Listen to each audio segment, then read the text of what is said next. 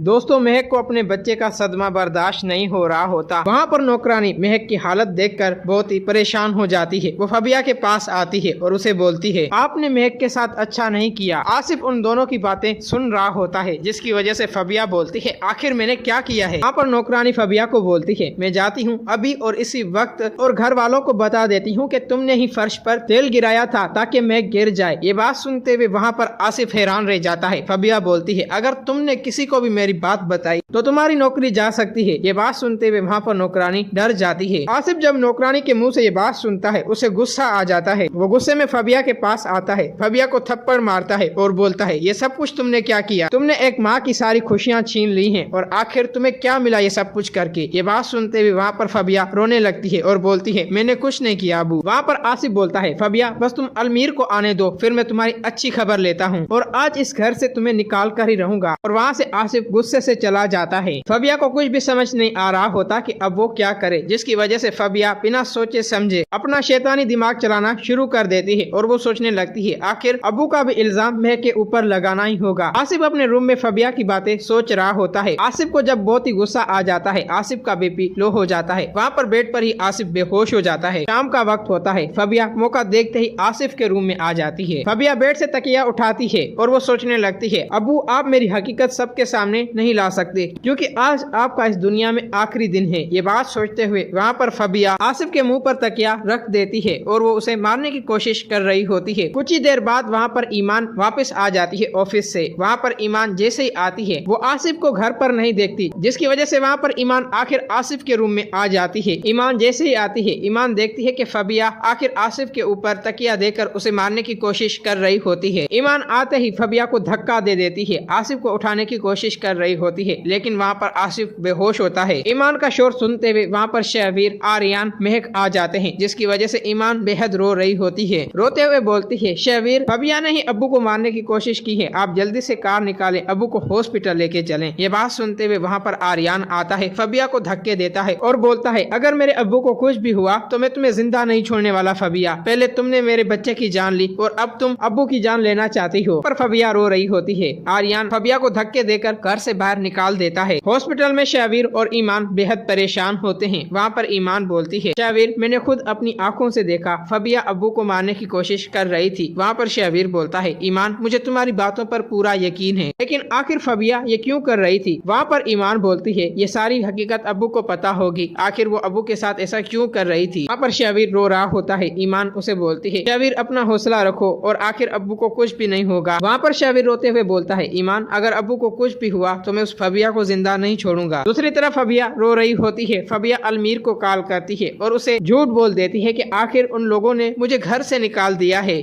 वहाँ पर आर्यन, महक, शहवीर बेहद परेशान होते हैं। कुछ ही देर बाद वहाँ पर डॉक्टर आता है और बोलता है, शहवीर अब आप अपने बाप से मिल सकते हैं, उनकी तबीयत ठीक है। फिर दोस्तों वहाँ पर सब लोग मिलने जाते हैं आसिफ से। वहाँ पर आसिफ बहुत ही परेशान होता है। आर्यन आते ही बोलता है, आखिर अबू क्या बात थी और फबिया आपको क्यों मारने की कोशिश कर रही थी? ये बात सुनते हुए आसिफ हैरान रह जाता है और बोलता है, क्या फबिया ने मुझे मारने की कोशिश की? वहाँ पर ईमान बोलती है, जी अबू हाँ मैंने उसे देखा था। वहाँ पर आसिफ बोलता है, बेटा मुझे कुछ याद नहीं, लेकिन हाँ मैंने नौकरानी के मुँह से बात सुनी कि आखिर फबिया ने ही महक का बच्चा करवाया है। ये बात सुनते हुए वहाँ पर ईमान और सब लोग हैरान रह जाते हैं। आर्यन गुस्से में होता है और बोलता है, अबू अब कुछ भी हो जाए मैं उस फबिया को नहीं छोड़ने वाला। दोस्तों अगर आप लोगों को ये वीडियो अच्छी लगी है तो इस वीडियो को लाइक करें।